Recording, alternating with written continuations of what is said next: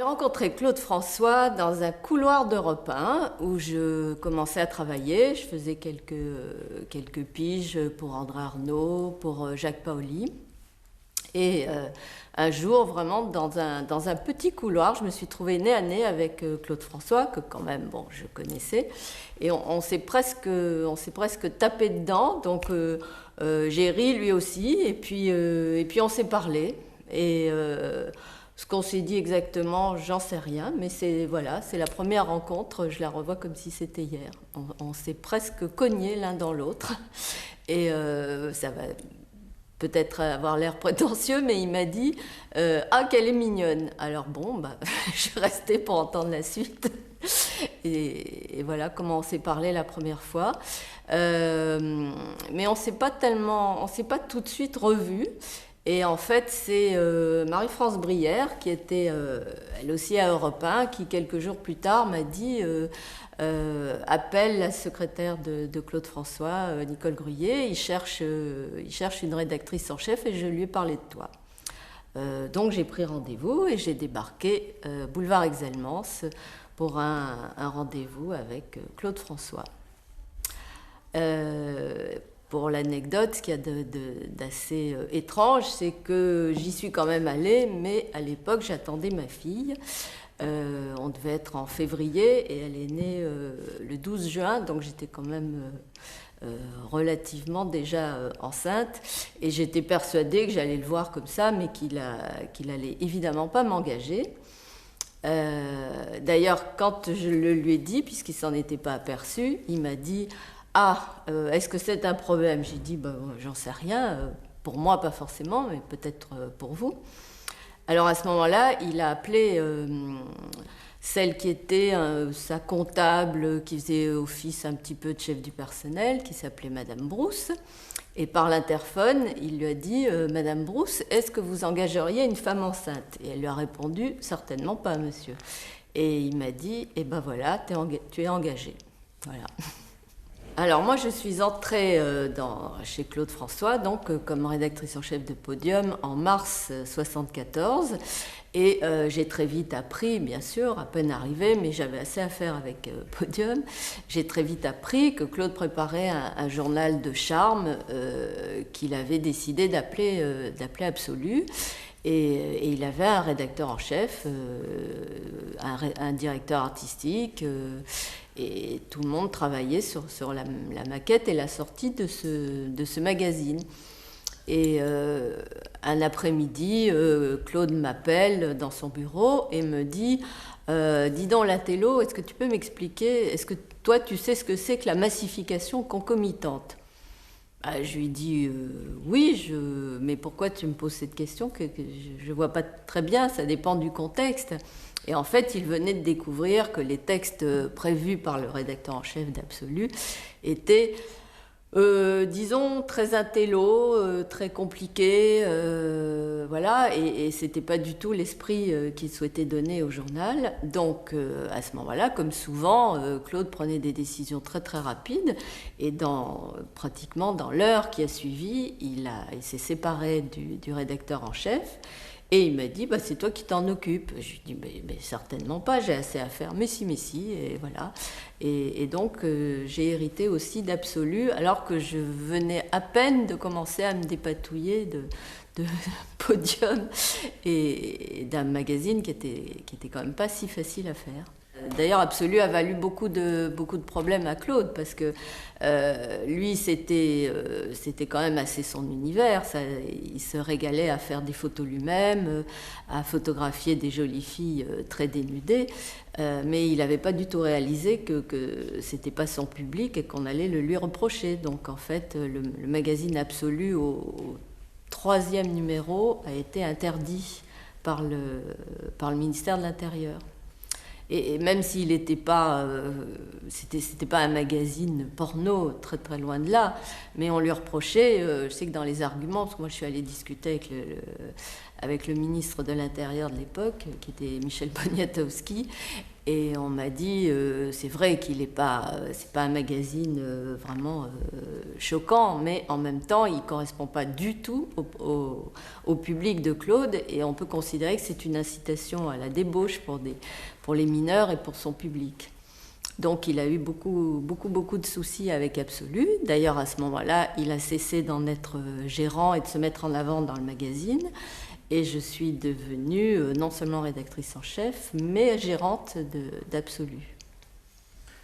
Les journées de travail avec Claude François, c'était, il faut bien le dire, tout à fait particulier, parce qu'il fallait s'adapter à ses horaires. Donc, moi, je venais d'emménager dans un appartement de l'autre côté du boulevard Exelmans, donc heureusement, c'était quand même assez pratique.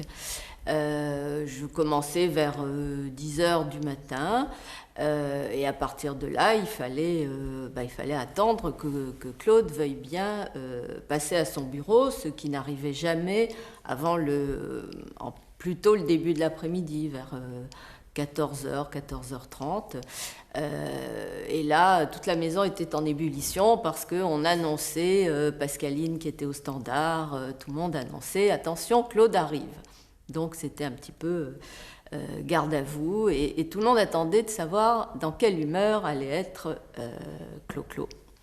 Parce que ça, c'était très, très, très variable.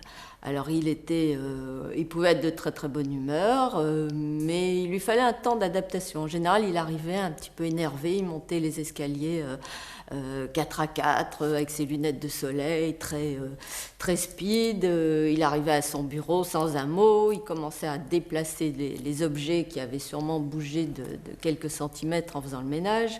Il vérifiait qu'il avait sa rose dans le petit vase, etc.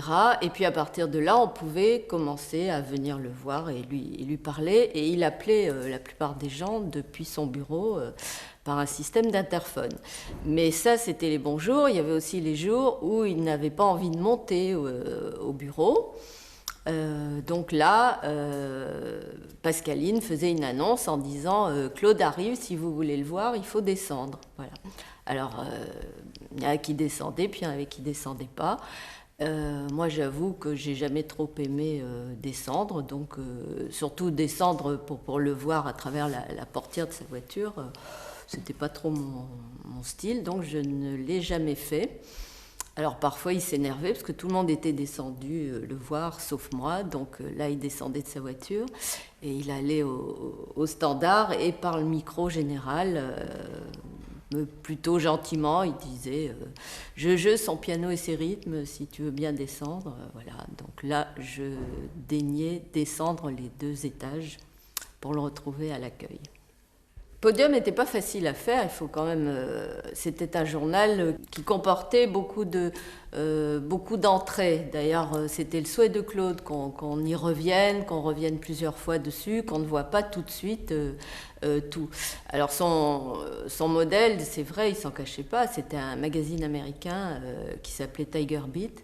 Et c'est vrai que c'est de ce modèle américain qu'il a créé et qu'il a eu l'idée de créer tout ce qui a fait Podium, c'est-à-dire les couvertures composées, les petits personnages, les waouh, le langage Podium. Et puis alors tous ces concours qui étaient assortis de plein de cadeaux. Alors ce qui était compliqué, c'est que les concours, contrairement à ce qu'on peut imaginer, il y avait très très peu de gens pour gérer ça. C'est-à-dire que les jeux et les concours, c'était moi qui les faisais. Donc moi je me souviens avoir un petit peu cauchemardé au début. Je me réveillais la nuit en me disant est-ce que j'ai pas oublié ces concours. Ça me montait à la tête, parce que c'était vraiment assez compliqué quand même à gérer. Et en fait après il y avait le service des fans, le courrier et les fans qui dépouillaient les résultats et qui géraient ces concours, mais c'était un gros boulot. C'était pas toujours facile de travailler avec Claude parce que, en dehors de son caractère un petit peu comme ça, disons cyclotimique, il y avait aussi le fait que ce magazine, bien qu'il s'en défende, puisque c'était pas un magazine de fans, c'était pas du tout soi-disant destiné à ses fans, mais il est évident qu'il souhaitait toujours avoir la meilleure part dans le magazine. Donc ce système des couvertures composées, obéissait quand même à une hiérarchie. Il y avait une des photos qui était une des têtes de Fave, puisque les stars étaient des Faves, une des têtes qui était plus grosse. Il y avait une espèce d'après, ça allait décroissant. Et donc chaque fois qu'on était en train de décider de la prochaine couverture, il sortait des sondages faits par justement les filles du courrier, les filles qui répondaient au téléphone, etc. Et d'où il ressortait que finalement c'était quand même toujours lui que les lectrices souhaitaient voir en plus gros. Donc c'était pas toujours facile parce que on prenait pas trop de risques en le mettant, mais enfin quand même c'était un petit peu. Il y avait des moments où il aurait été souhaitable de mettre d'autres stars que lui.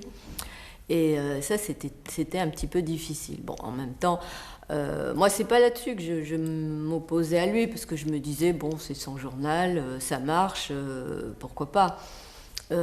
Par contre, il avait tout d'un coup, il piquait des crises, Alors, il y avait l'histoire que tout le monde connaît de ses notes de service, qui n'étaient pas toujours aimables, puisqu'il dictait en permanence sur son petit dictaphone des notes destinées à l'ensemble des gens qui travaillaient avec lui, et qui était ensuite recopié, enfin tapé par Obélix, sa fidèle secrétaire, Dactylo, et ensuite elle distribuait ça à toute la maison. Donc moi c'est vrai que j'ai pas un caractère forcément facile, et il y avait certaines notes qui m'horripilaient, donc je l'appelais, on commençait à s'engueuler, et puis voilà, puis il nous est arrivé de rester plusieurs jours sans se parler.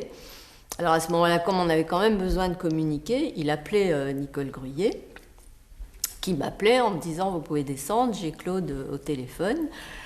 Donc il disait à Nicole « Dis à Geneviève que », je lui disais bah, « Dites-lui que hein ». Et puis on finissait par se parler directement. Et puis ça finissait, en fait, c'était pour chacun de nous un petit peu une plaisanterie. Puis il avait quand même avant tout de l'humour. Donc un jour, il m'a avoué que quand il dictait les notes de service, il imaginait la tête que j'allais faire en la lisant. Et puis du coup, il en rajoutait, quoi, en disant que ça allait m'énerver et ça le faisait rire à l'avance. Mais quand même, une fois, je lui ai envoyé une lettre de démission et il me l'a renvoyée 2 jours après, encadrée. Voilà. C'est très difficile de se souvenir des derniers contacts qu'on a eus comme ça avec quelqu'un quand on n'imagine évidemment pas une seconde que c'est la dernière fois. Donc c'est très... je suis incapable évidemment de me rappeler la dernière fois où je l'ai vu parce qu'on devait se revoir 2 jours après au Moulin, puisque le jour de sa mort, le samedi 11 mars, il faisait un temps absolument magnifique. Il avait donc cet enregistrement avec Michel Drucker prévu. Et pour une fois, justement, on allait au Moulin que le samedi soir et non pas le vendredi, puisqu'il avait cet enregistrement. Et comme il faisait très très beau, nous, on partait pour la piscine, puisqu'on ne devait aller que le soir au Moulin. Et à l'époque, mon mari travaillait pour Europe 1, donc est passé prendre son courrier, comme il faisait souvent. Et quand je suis arrivée, je revois Pierre Lescure qui me dit « Ah, j'étais en train d'essayer de t'appeler. On a eu un coup de fil, une information selon laquelle Claude François serait mort. » Et j'ai haussé les épaules en disant « Oui, bon, une fois de plus », parce que c'était quand même pas la première fois qu'on annonçait des choses comme ça. Et je l'ai pas du tout cru sur le moment. Et je lui ai dit « Bah écoute, on va appeler chez lui, on va appeler à l'appartement ». Et là, j'ai commencé à faire le numéro de l'appartement et c'était occupé, impossible d'avoir l'appartement. Donc je lui ai dit « Bah écoute, j'y vais, je vais faire un saut à l'appartement, on va savoir ce qui se passe ». Et là, au fur et à mesure qu'on s'approchait du boulevard Exalmans, les flashs radio quand même, les flashs spéciaux se succédaient et ça semblait devenir quand même de moins en moins improbable.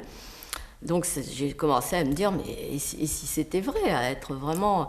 Et quand je suis arrivée en vue de l'appartement, donc boulevard Exalmans, il y avait déjà du monde devant, il y avait... Il était évident qu'il se passait quelque chose, donc je me suis précipitée vers l'entrée. Là, le docteur Elbaz sortait et m'a attrapée comme ça, m'a embrassée, complètement bouleversée, en me disant « je n'ai rien pu faire ». Et voilà, et c'est là que j'ai réalisé tout d'un coup que malheureusement c'était vrai. Ma chanson préférée, c'est Le chanteur malheureux, parce que c'est une chanson qui lui ressemblait beaucoup et qui reflétait bien ce qu'il éprouvait. Ça peut paraître curieux comme ça, parce que c'était une star qui avait parfaitement réussi, mais en même temps, il n'était pas si heureux que ça. Il avait un côté malheureux. D'abord parce qu'il savait qu'on le prenait pour un chanteur populaire, avec tout ce que ça a d'un petit peu péjoratif, de chanteurs chantant des chansons un peu sottes, D'ailleurs, c'est un peu en réaction à ça qu'il avait enregistré qu'il avait demandé à Étienne Roda-Gil des chansons un petit peu plus intello. Parce qu'au fond, il souffrait de ne pas être reconnu pour ce qu'il était. Alors la première fois que je rencontre Claude François, c'est en traînant dans les clubs de jazz à Paris. J'allais écouter des copains à moi qui faisaient partie d'un orchestre qui s'appelait les Gamblers, qui étaient surtout issus du jazz. Et tous ces gens-là accompagnaient un chanteur qui s'appelait Olivier Despax, qui était un très bon guitariste de jazz, un peu du style Sacha Distel à l'époque, qui était surtout considéré comme un jazzman, un bon jazzman français. Et donc Olivier Despax était accompagné par ce groupe qui s'appelait les Gamblers, et dans ce groupe il y avait le percussionniste qui s'appelait Claude François.